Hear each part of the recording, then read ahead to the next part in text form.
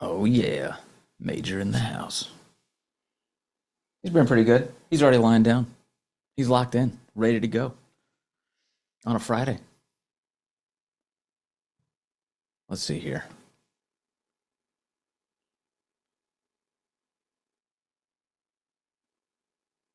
No way.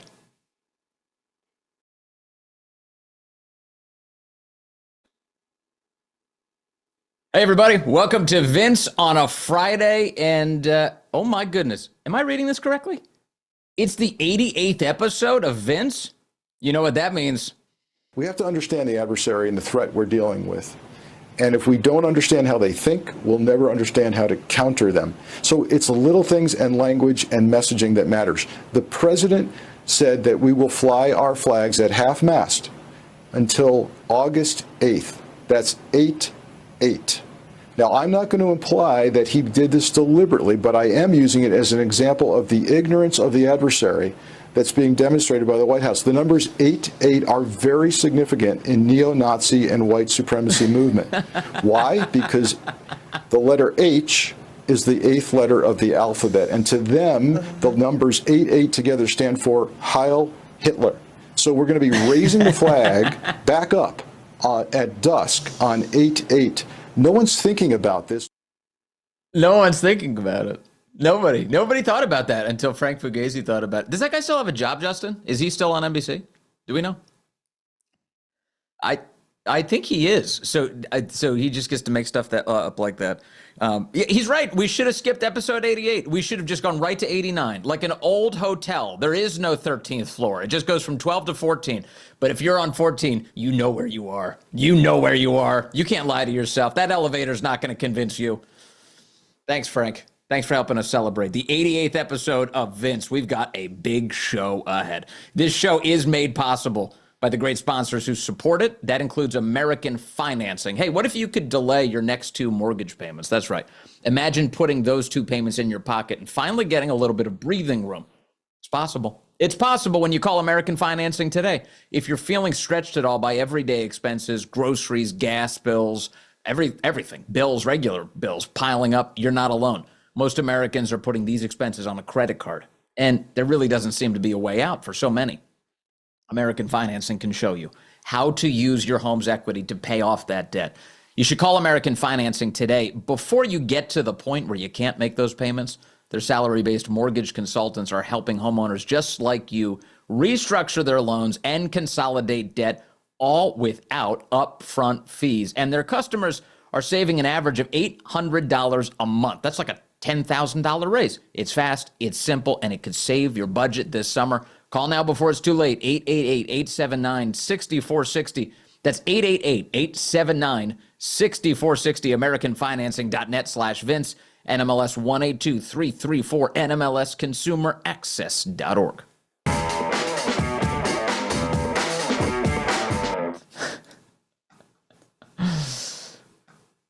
The guy's busting my chops today. Thanks, everybody. But, Justin, did you tell me 4 seconds before air that our guest canceled on us just now? Is that true?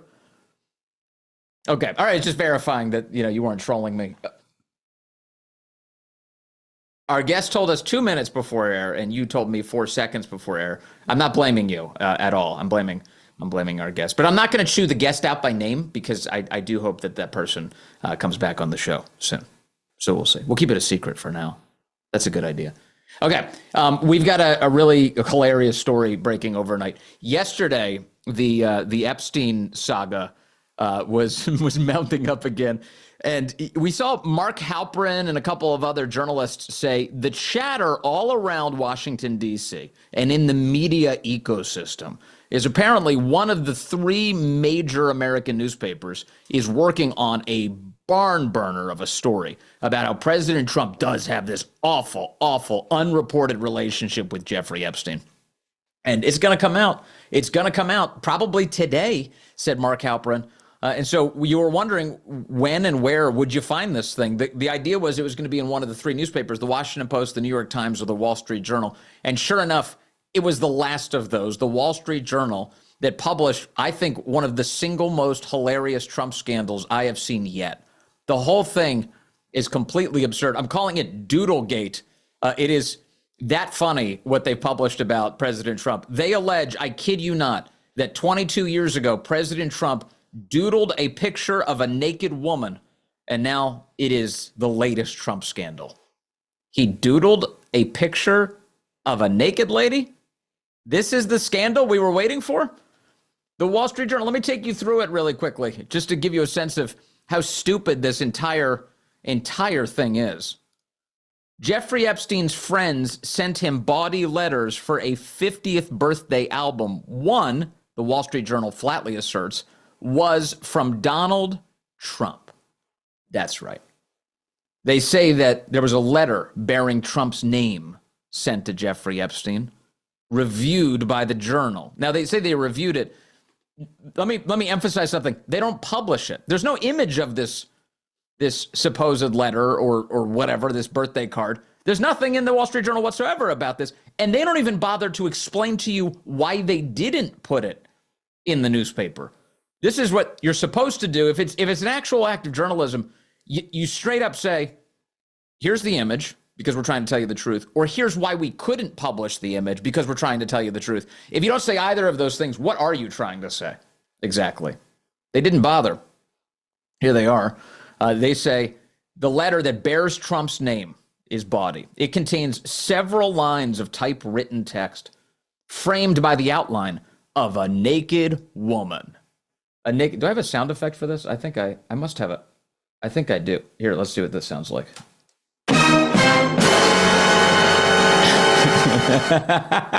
How'd that work, Justin? Was that effective? Okay, good. All right. So there was a naked woman. It was a sketch. It was a sketch of a naked woman, which appeared to be hand-drawn with a heavy marker. A pair of small arcs denote the woman's breasts and the future president's signature, and a squiggly Donald below her waist, mimicking pubic hair.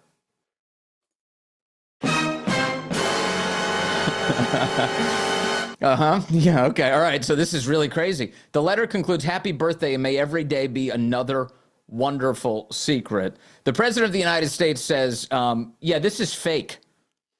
In fact, this is completely fake, everything about it. In an interview with the Wall Street Journal Tuesday evening, Trump denied writing the letter or drawing the picture. This is not me, the president says. This is a fake thing. It's a fake Wall Street Journal story. I never wrote a picture in my life. I don't draw pictures of women, he said. It's not my language. It's not my words. In fact, the Wall Street Journal goes on to say that there was some sort of message that was included. I'm going to read the message to you, and you tell me if this sounds like President Trump at any point in his life ever sounding like this. Here's the message. It's not clear how the letter with Trump's signature was prepared. Inside the outline of the naked woman was a typewritten note styled as an imaginary conversation between Trump and Epstein, written in the third person. Voiceover. There must be more to life than having everything, the note began. Okay, already, is there ever a moment where President Trump has tried to present a third-person voiceover? Is that? Voiceover.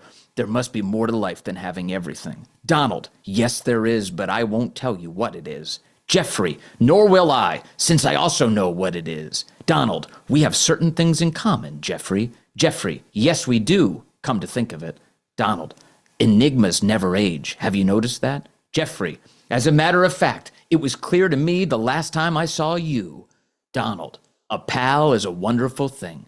Happy birthday, and may every day be another wonderful secret. So you're telling me that this is Trump's language? Trump himself says in the statement, he goes, this is not even how I speak. I don't write this way. I don't speak this way. Fellas, I think we need to get Sean Farish on the line or something. We got to get Sean. Don't you? Sean Farish. I want to hear Sean Farish doing a version of this so that we can hear it for ourselves, so we can actually be a judge of this. And because if Sean Farish can deliver this and it sounds like Trump, it might very well be Trump. But I'm going to venture a guess that a Sean Farish presentation would convince you that this is horse hockey. The whole thing is, as the vice president of the United States is calling this morning, complete bullshit. Yeah, it's like bad fanfic. It is an anti-Trump fever dream written by somebody who was being a little too cute with how they were trying to go after the guy. Yeah. Oh yeah, I know. We're obsessing over Trump art now, but nobody obsessed over Hunter Biden's artwork. Epstein had a painting inside of his house of Bill Clinton wearing the Monica Lewinsky dress with his legs straddling the side of an easy chair. And the artwork that we're obsessing over today is from Doodlegate. We don't get to see the artwork. We just get a Wall Street Journal subscription of it. I mean, a description of it, rather. I need blackout coffee to keep me going here. It's amazing what we're dealing with. Okay, so let's take a look at what the Vice President of the United States is saying about this, because he thinks this is all absurd as well. J.D. Vance saying the following in reaction to the story: "Forgive my language, but this story is complete and utter bullshit. The Wall Street Journal should be ashamed for publishing it. Where is the letter? Would you be shocked to learn that they never showed it to us before publishing it?" Does anyone honestly believe that this sounds like Donald Trump? No, I don't honestly believe. Major, where's Major? Come here, buddy. Come here, bud. Come here, lie right here. Major, do you believe this? Major, lie down if you don't believe it. Yeah, Major doesn't believe it either. Major's not on board. He thinks this is he's not. Major's not getting excited about this. Major thinks the whole thing is completely crazy. J.D. Vance says it's bullshit. The President of the United States posting to Truth Social that it's time to go after the Wall Street Journal here. The Wall Street Journal and Rupert Murdoch personally were warned directly by President Donald J. Trump that the supposed letter that they just printed was fake, and if they printed it, they will be sued. Mr. Murdoch stated that he would take care of it, but obviously he didn't have the power to do so. The president says, giving him a little bit of grace, saying, sorry, he was just too weak, even though it's his company. The editor of the Wall Street Journal, Emma Tucker, was told directly by Caroline Leavitt, the White House press secretary, and by the President Trump, that the letter was fake, but she didn't want to hear that. Instead, they went with a false, malicious, and defamatory story anyway.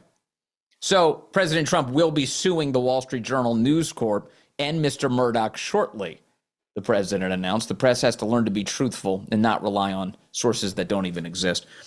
He goes on here to point out that he's had success against George Stephanopoulos and ABC News, who lied about the president. They had to settle a lawsuit with the president of the United States. 60 Minutes and CBS, which just settled a lawsuit with the president of the United States. He's got a great run going here, suing these fake news outlets.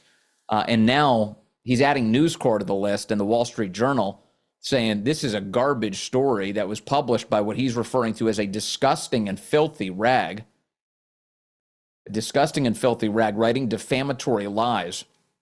He also says if there was any truth at all on this Epstein hoax as it pertains to President Trump, this information would have already been revealed by James Comey, John Brennan, Crooked Hillary, and so many others.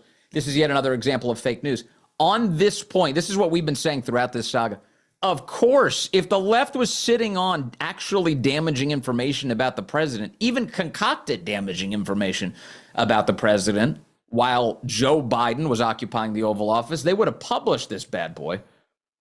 The president said this morning, he added on Truth Social this morning, that if there was a smoking gun on Epstein, then this thing would have been published a long time ago.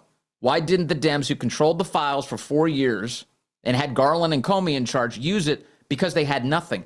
Here's one of the ironies of that post this morning. The Washington Post agrees. Forget the Wall Street Journal for a second. The Washington Post wholeheartedly agrees with the president this morning. They just ran a piece overnight. Nobody's really talking about the Washington Post piece because everyone's obsessed with Doodlegate. But the Washington Post piece says that no credible allegation has yet emerged to even connect President Trump to any of Epstein's crimes. If the full file is ever released, the Washington Post says today, quote, we are confident that no connection would be found. Rest assured, if Trump were prominently mentioned, it would have been leaked by now. I don't know. Ladies and gentlemen, today might be the day to buy a lottery ticket. How did the Washington Post and President Donald Trump end up on the same page on this story today? Both of them flying in and saying if there was bad news for Trump in any of this, it would have. I love that. The Washington Post, it would have leaked by now. That's the Washington Post admitting that the deep state so has it out for Trump that this information would have been leaked probably to the Washington Post by now if it actually existed. Ugh, I can't get enough of this. I did find, I want to share with you, I have an exclusive of my own this morning that's probably worth knowing about. I did share it to X, so if you'd like to see it there as well, you can. Here it is, breaking exclusive. I've obtained a message that Donald Trump once sent during a very important business meeting in Trump Tower. It appears that he wrote on a Casio calculator 80085. Now, I'm not precisely sure what that means, but my understanding is that that is a very specific message. And now that this information is out, it may be very damaging to the president. I really hope he does not sue me for this, but I do feel like my integrity dictates that the world needs to know about this. It's a very big deal. It's a very big deal. So just look, I don't feel good that I have to tell you this, but I feel a sense of duty and obligation to tell you the truth. This is a rough one. Okay, so the president locking horns with the left again on all of this stupidity. He is suing the Wall Street Journal right now. We have some reaction this morning already from a bunch of these news outlets who think who are reacting to this. Even they are saying that the Wall Street Journal story is stupid. Here's Chris Cuomo, cut 3 over on News Nation. Chris Cuomo saying this story is utterly meaningless. Listen to this. He says he didn't write the birthday letter that they're ascribing to him, to Epstein for his 50th birthday. I mean, it's so stupid, okay?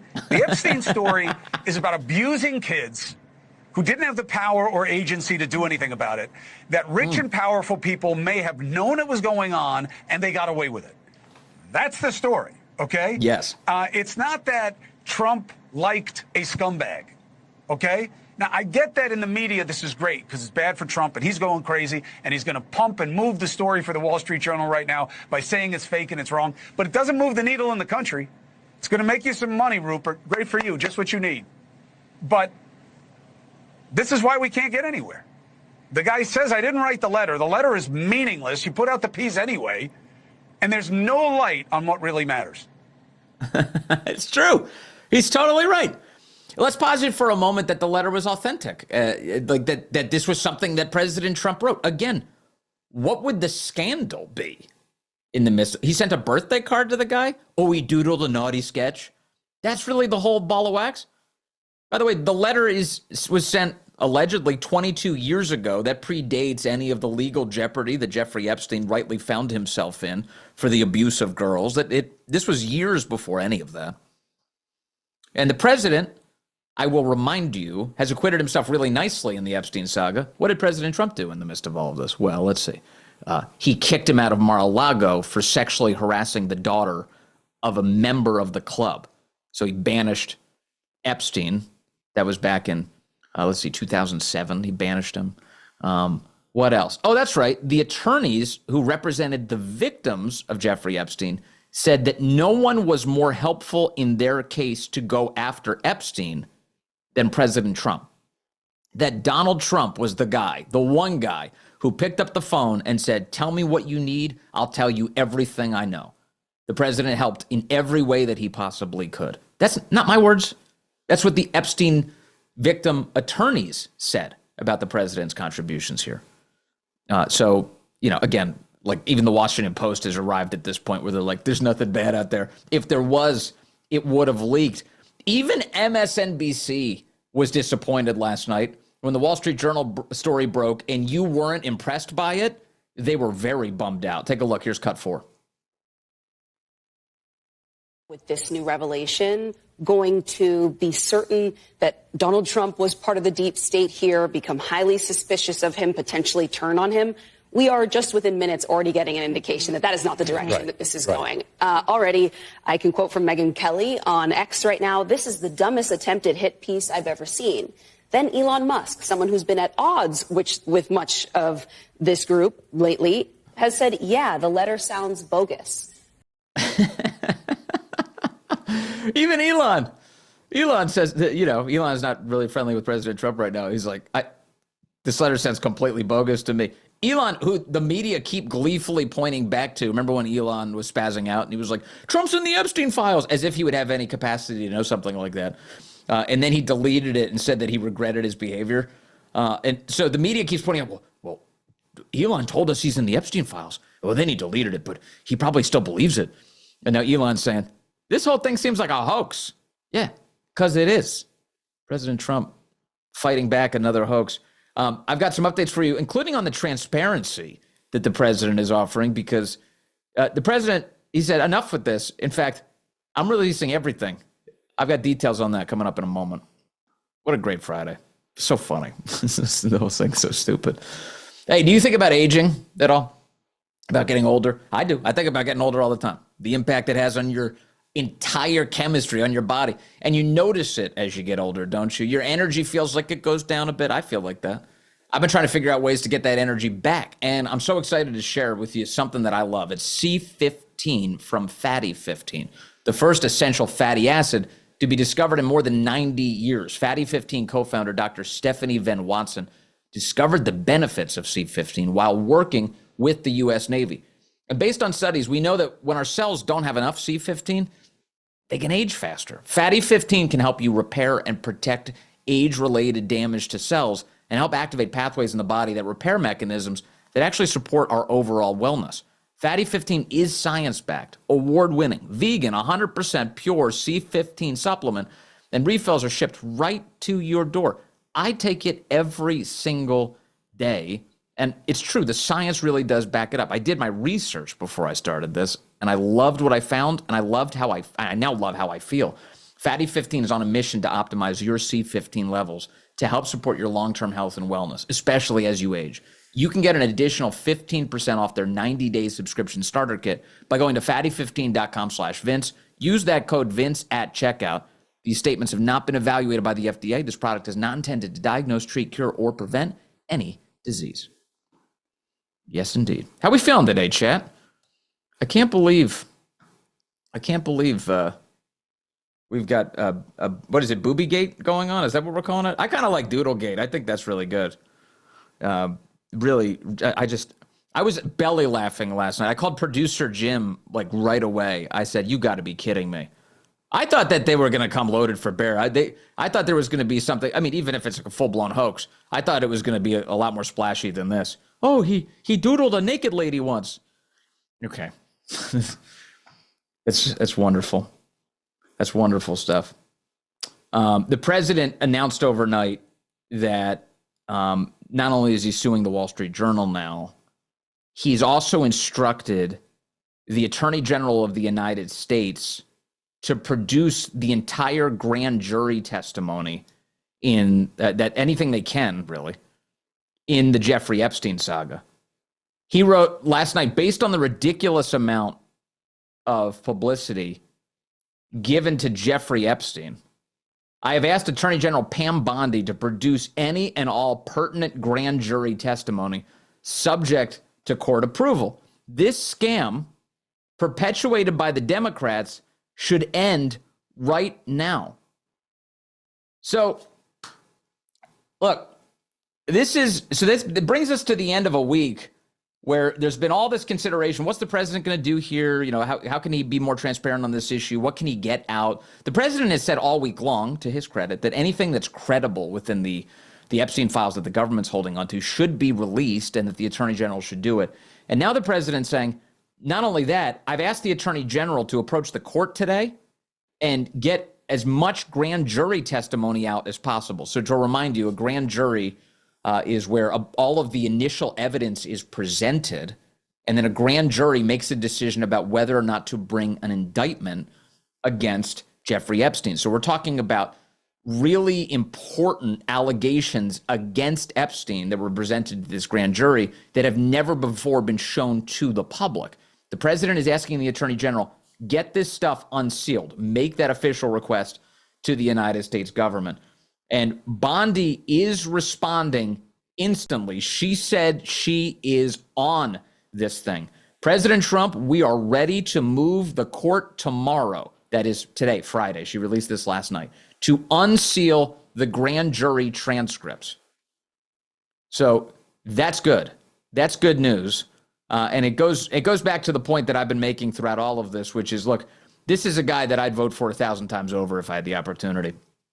I love what we've got here. I love that we've got a roaring economy. I love that the tariffs are bringing in a lot of money to the Treasury. I love that wages are outpacing the rise in prices right now. I love that our border is as dialed in and as secure as we've seen in the entire history of our country. Not overstatement at all.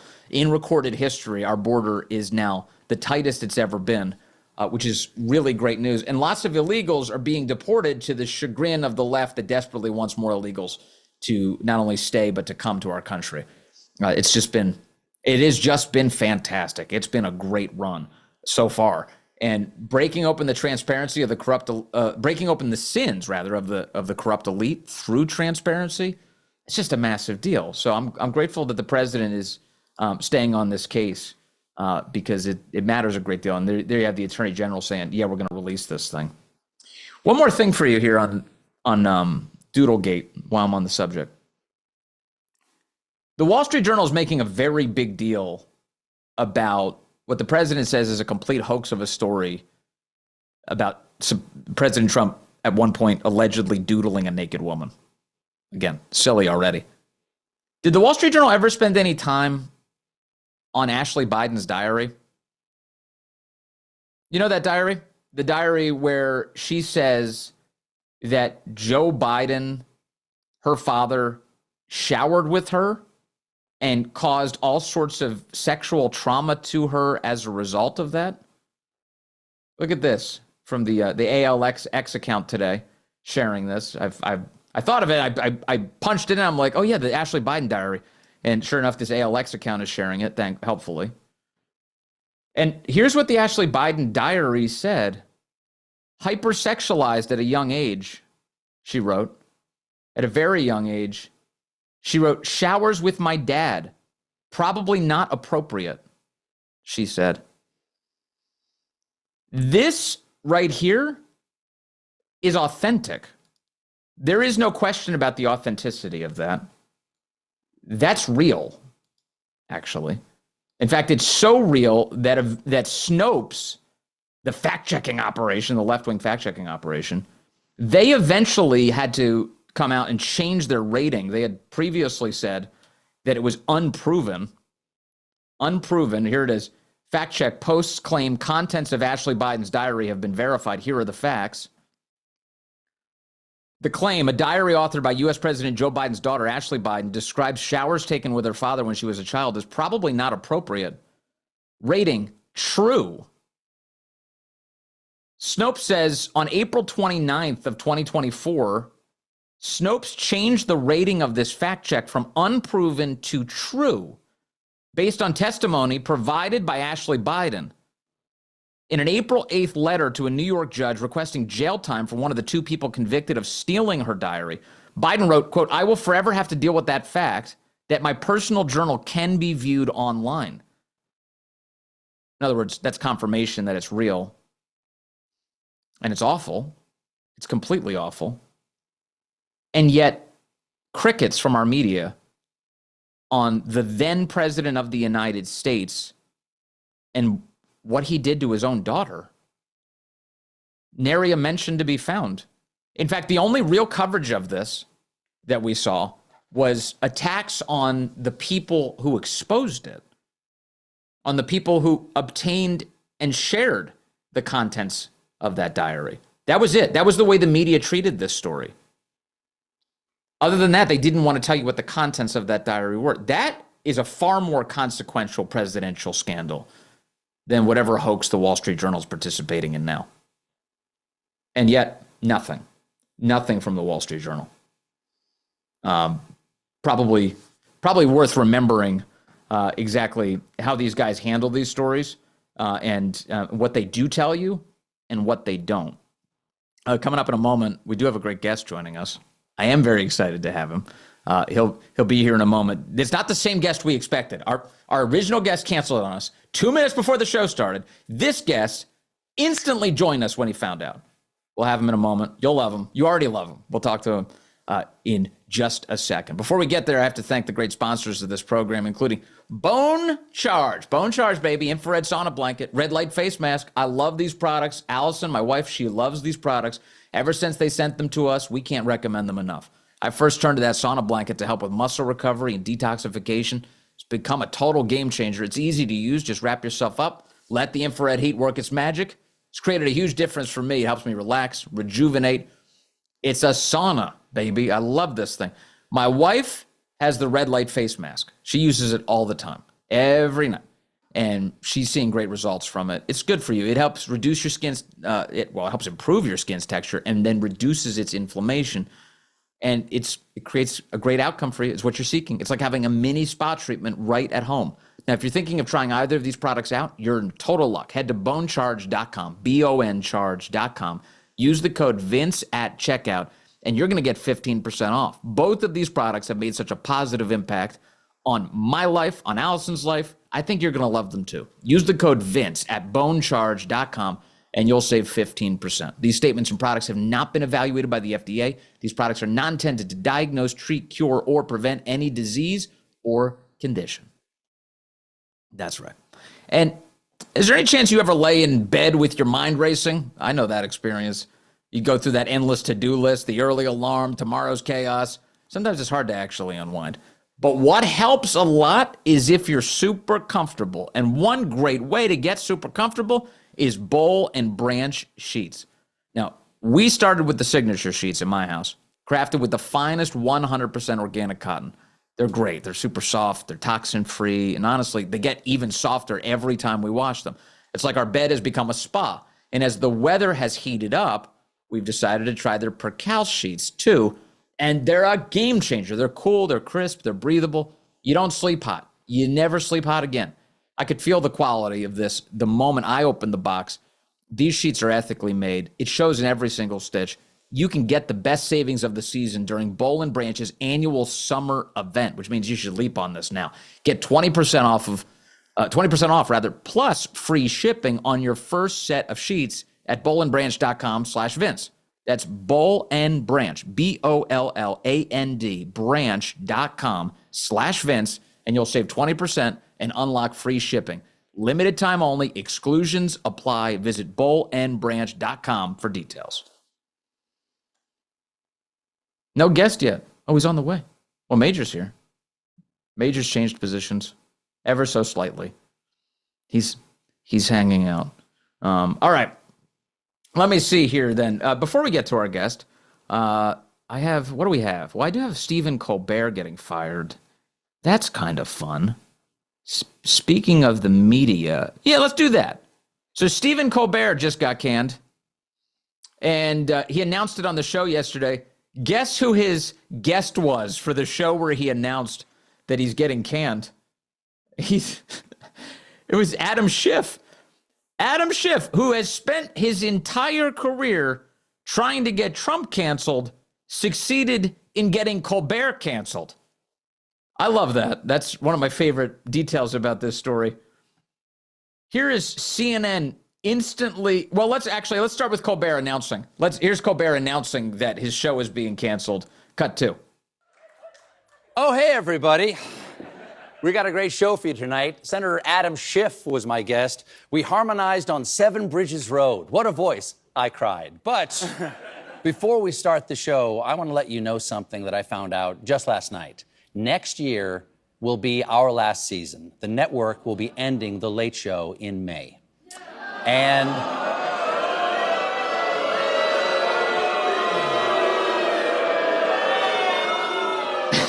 yeah, I share your feelings. It's not just the end of our show, but it's the end of The Late Show on CBS. I'm not being replaced. This is all just going away. They're just destroy. They're just getting rid of it. They're scrapping the whole thing. They're like, actually, this was such a disaster. We can't resuscitate this show. It's been so damaged by your presence.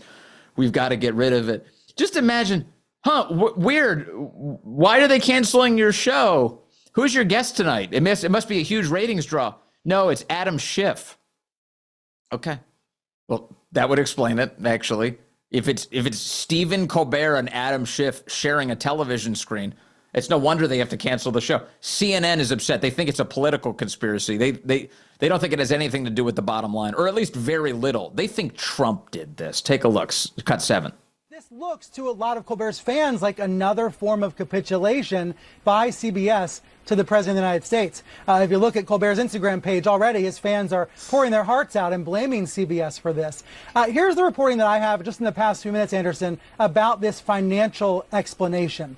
Think back to 2023 when the Late Late Show with James Corden went off the air. I reported at the time that that show had become unprofitable, that CBS was not able to sell enough ads to make that show profitable. Well, that is now the case for Colbert as well. I'm told by a source close to the network that the Late Show with Stephen Colbert is now technically unprofitable. So that does give the company a financial reason to end the show starting in May 2026. However, it's not as if Colbert was given a chance to take a pay cut or maybe change the format of the show or move out of the Ed Sullivan Theater. This seems to have happened all at once, and it comes on the verge of that big Paramount Skydance merger. Who's taking over Skydance? Larry Ellison, a friend of President Trump, and his son David.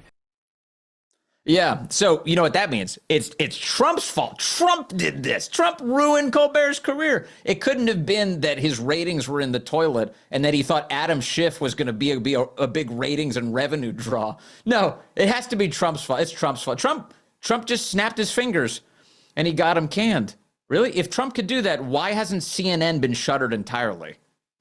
Why hasn't MSNBC just been completely shut down if Trump has this magic power? It can't be that you're just an abysmal failure who roots on left-wing garbage and is not funny.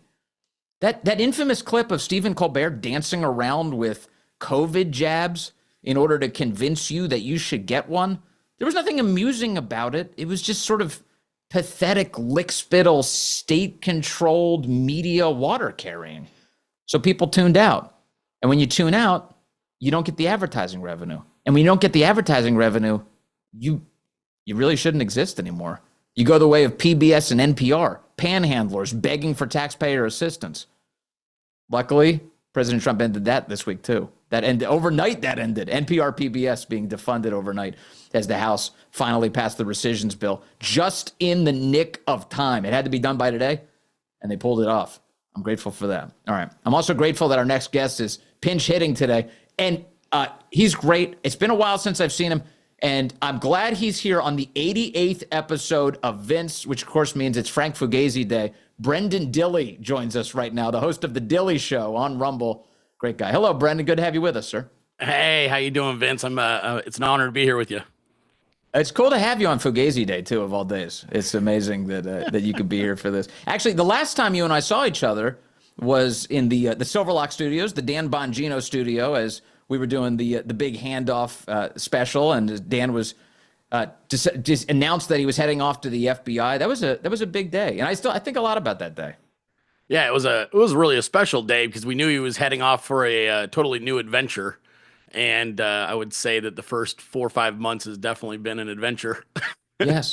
Yes. So we saw this saga play out in the media like a week or so ago, where Dan is squaring off with Pam Bondi, and there's an ultimatum that's been issued, and he may leave if she doesn't. And yet, the way it settled up in the end is Dan is clearly back at work. He's plugging away. He's doing the job.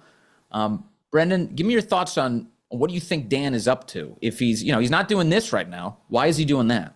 Yeah, well, I think he's working really hard on some very important things, and it's probably not the thing that most people are focused on, which is a lot of this Epstein stuff.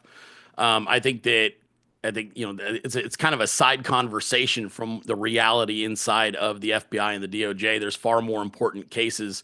Certainly, anything involving James Comey, John Brennan, anything involving the 2020 election, and in election fraud in general are going to take extreme precedent over this sort of side conversation. I think this one just happens to be the thing that is most interesting because it had the most probably conspiratorial interest over the last 10 years. And some of it's probably very true, and some of it's probably complete fabrication. And the sad part is, given that whatever our FBI got their hands on was inherited from the Biden FBI, I sincerely doubt there's going to be much of anything that actually comes of it just because of that. Like, if there was anything there on the president, obviously they would have already pursued it and released it to the public.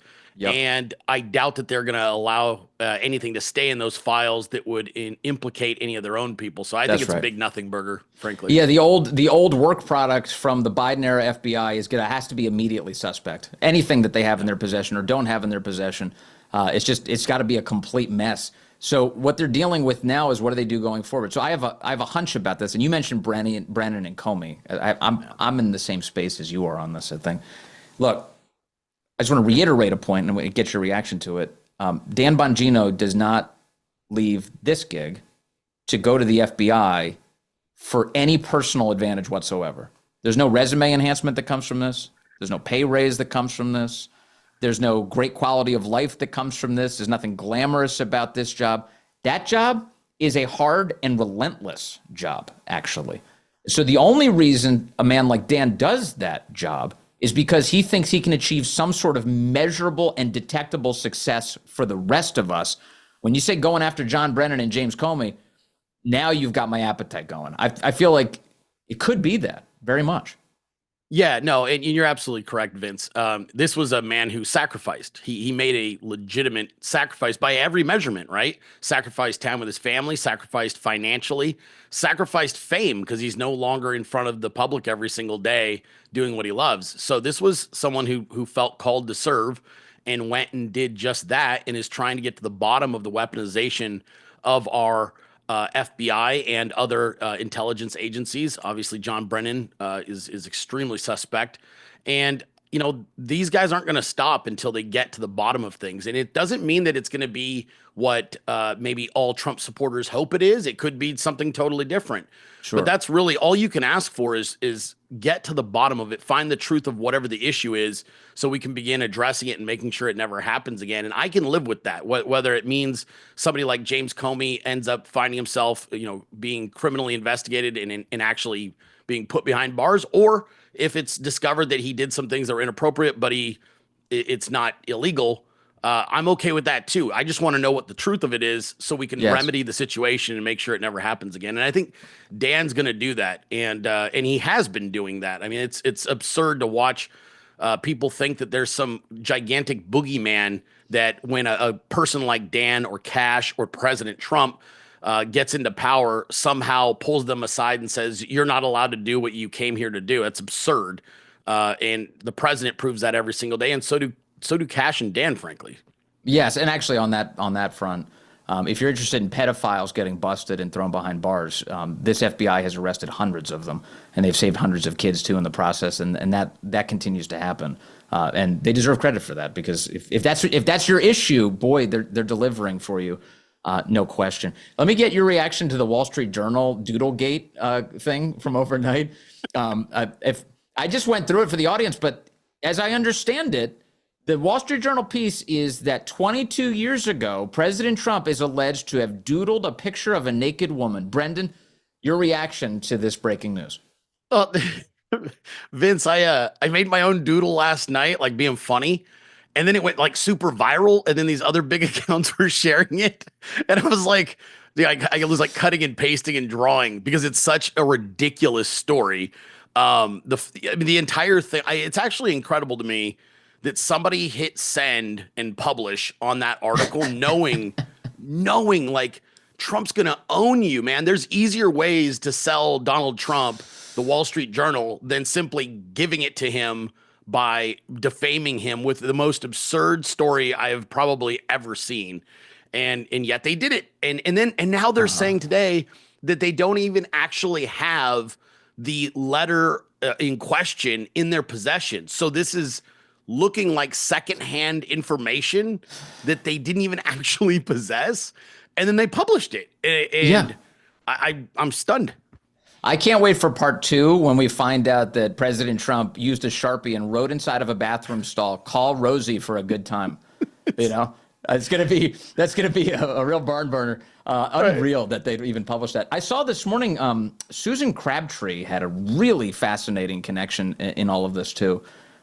She said, and fellas, if you don't mind, take me full screen on this so I can show everybody.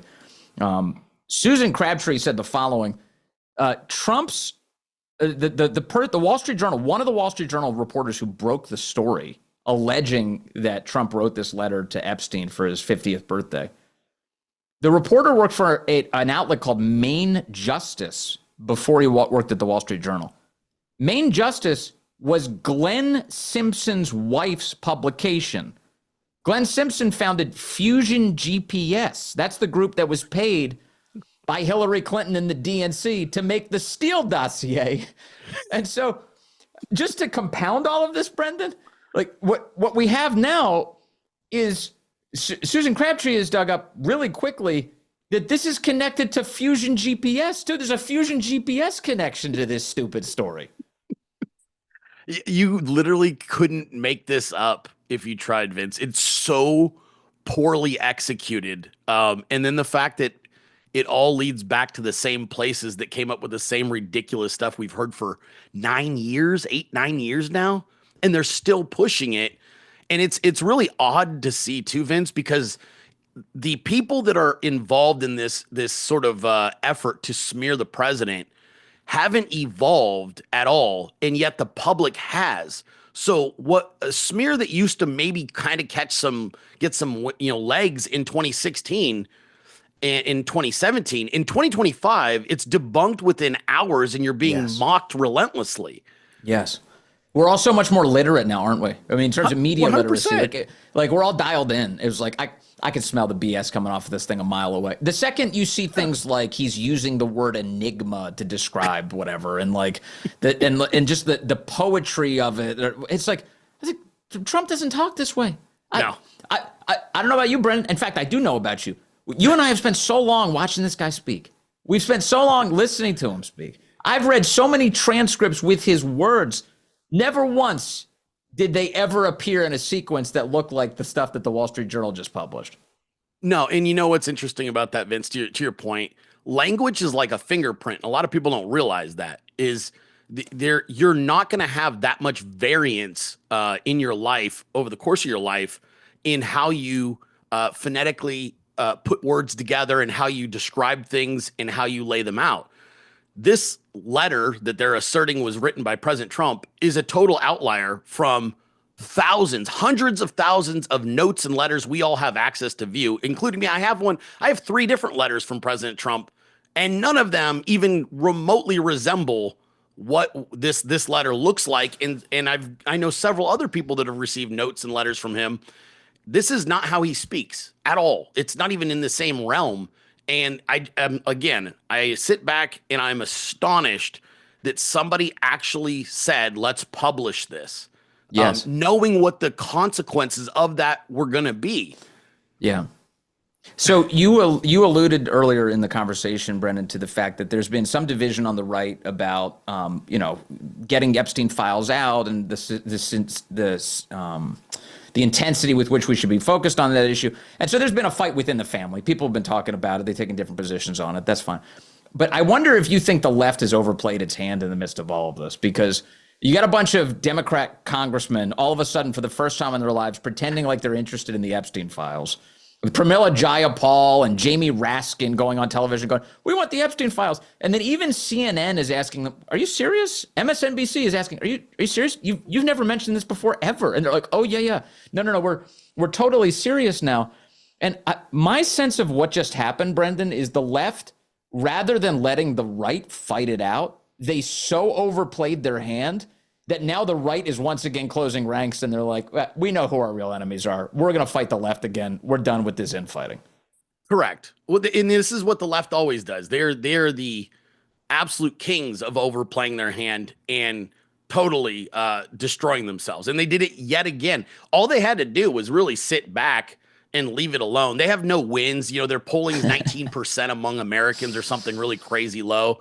You know, they have nothing to hang their hat on. They've got Cory Booker crying and storming out of hearings yesterday. Like, there's really not any energy for that party or that movement. And what happened was, and I figured this out fairly quickly the last 3 days, is they were taking Trump supporters' posts and then they were dropping them onto Blue Sky. And then what they were doing was they were having all those Blue Sky accounts come back over to Twitter or X, and they're pretending to be Trump supporters that are saying, we want this, and they're demanding, and they're unhinged, and they're weird. And so in their minds, they're thinking, yeah, we're going to pile on. We're totally going to get Trump, and we're going to pretend to be. And it just completely backfired yet again. And now here we are. Wait, so they were astroturfing responses in order to inflame the debate? I'm sorry, isn't that what they said the Russia collusion hoax was? Yes. That there were astroturfed interjections in order to screw up the American debate. Gosh, it's so crazy. It's so crazy. No, and that's what they do, Vince. It's such a small minority now that you figure they're dropping it into these, these chat rooms or whatever or these forums where it's a few thousand people. It's not millions. It's a few thousand people. And they hang out all day on social media, and they're like, okay, we're just going to astroturf and make it look like there's this huge Trump division. And the dead giveaway is, Vince, is when the public perception, if you just use social media, is, wow, there must be some kind of schism going on. And then the polling comes out, and the reality is America is supporting President Trump more than ever, and he's up in the polls in the last week. And that's where you have that split where you go, okay, this is an astroturf campaign because the polling is reflecting what real Americans are saying, and social media has now diverged because they are astroturfing and trying to skew public opinion. Yeah, that's right. And also, like, it's so low IQ to say that just because somebody disagrees with the president on one issue means that they're abandoning him entirely. It's like, no, it's not at all. In fact, one of the things I like about the right is that we engaged in much more nuanced debates than the left does. They're so cultish on the left. Meanwhile, like a lot of people that I know, they want full transparency on Epstein, but they love Trump. They love what Trump has done, and they still support him wholeheartedly. Well, you know what the dead giveaways too, Vince, for that in that regard, I think you can always tell somebody that is genuine in their support of President Trump, but maybe wants more information or is pushing back slightly on certain issues, because the way they go about it is very respectful and inquisitive versus the ones that you can tell are sort of gritting their teeth and don't like him.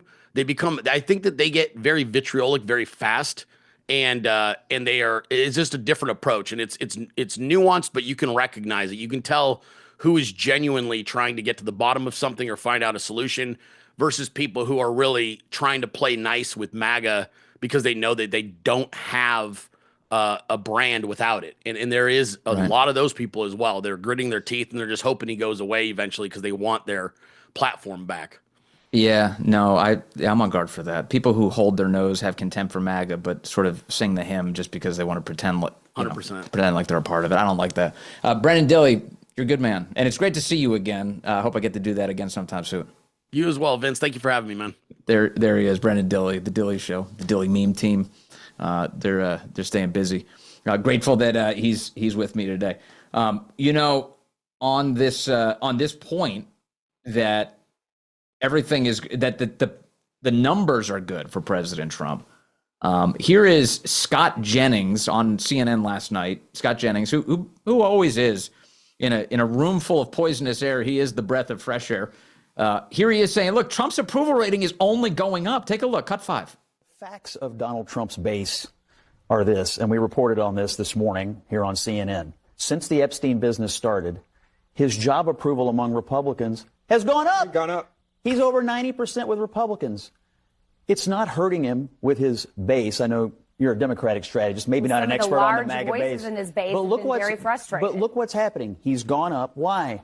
Because while we're all sitting here dealing with this nonsense, out in real America, he's signing legislation on fentanyl. He's talking about the AI future in Pennsylvania. He's securing the border. Big, beautiful bill. So his numbers are going up with Republicans. This is a fantasy that Democrats have been engaging in since January that Republicans would abandon. No, Scott, do not. Trump, it's not happening. Try to put this on Democrats. This Every is something night I that's sit a here and MAGA listen to a base. Democrat tell me Republicans don't support Trump, and they do. This has been And they do. And they do. Isn't it nice to hear some truth break out on one of those panels from time to time? Scott Jennings, we were talking, as always here on the team, we were talking about, guests for shows coming up. And I said, you know who I want? I want Scott Jennings to come on the show. We'll have to talk to Scott. So hopefully he can do it. And hopefully CNN doesn't throw a shit fit if we have him on, which it would be good. It would be nice to talk to Scott because I don't know how he goes in there and does that all the time. Yet he does, and he stays cheerful. Scott has executed a move that is rare in television, by the way. He knows how to work the camera. A lot of people go on these TV sets and they don't know, that like when you're sitting in a panel environment that you can actually draw the audience in like instantly by just taking your shot and then looking directly at them and being like, look what I'm dealing with. Look what I'm dealing with over here. Scott does this flawlessly. It's a real talent that the guy's got. But yeah, I think he'd be good. You want him on the show, chat? Scott Jennings? Yeah, I was getting some positive feedback on that. I think that'd be good. He would be an awesome guest. He seems like a good dude. I've never met him, but I'd be grateful to talk to him. That would be good. You heard Brendan Dilley a moment ago talking about how, meanwhile, in the midst of Doodlegate and everything else, the president's agenda is moving forward really nicely. In fact, the president yesterday just got one of his judicial nominees advancing through the Senate, not all the way to a final vote yet, but it created rage inside of the Senate Judiciary Committee yesterday by the Democrats as they were completely feckless. They were completely impotent to try and stop this. So instead, they stomped their feet in anger and they stormed out of the room and they left Spartacus behind to try and interrupt the whole process. Take a look, cut 6, as there's chaos in the Senate yesterday. Democrats can't stop this train. Sir, with all appeals to your decency, with all appeals to your integrity, with all appeals to past jurisdiction and past precedent, why are you doing this? This is outrageous. This is a kangaroo court. That's all we have here, This Mr. is Chairman. wrong. To violate your own rules without going by the mandates of the parliamentarian. This is unbelievable. There's a way to do this. If you want to force this through, if you want to ram this through, there's a way to do it in accordance to the rules as spelled out by the parliamentarian. It is simple. It is clear. There's a pathway to achieve what you're trying to achieve. Speaking of cult-like behavior. But, sir, this lacks decency. It lacks decorum. It shows that you do not want to simply hear from your colleagues. This is absolutely wrong. Unreal. Well, it's typical. It's typical. The Democrats all storm out. You see crazy Mazie Hirono get up and just yell something into the microphone. This is unfair. This is awful. No, it's not. This is the way it works, sweetheart. You lost. You don't have the power. You can't run this thing. That shit. Yeah, we are. We're completely done with it. And here's the other thing to remember. It didn't have to be this way. Guess who blew up the filibuster in order to make it so that judicial nominees could be put through on a simple majority? Who did that? Who did that? Oh, that was Harry Reid, Senate Democrat, who blew up the filibuster for that, invoked the nuclear option to say that you only need a simple majority vote to get these judicial nominees through. Thanks, Harry. President Trump is doing it. He's doing it. And now crazy Mazie Hirono and company is storming out of the room, incensed that the president of the United States has this power. Who gave it to us? Democrats. Thanks. Thanks a lot, fellas. How you doing? It worked out great. Man, I hope you have the greatest freaking weekend ever. And I appreciate you all being here. We've got a big radio show coming up today. It's the Vince Show. We call it. This one's called Vince. That one's called the Vince Show. It's not the most creative thing in the world, but it's easy to remember. It's easier than my last name.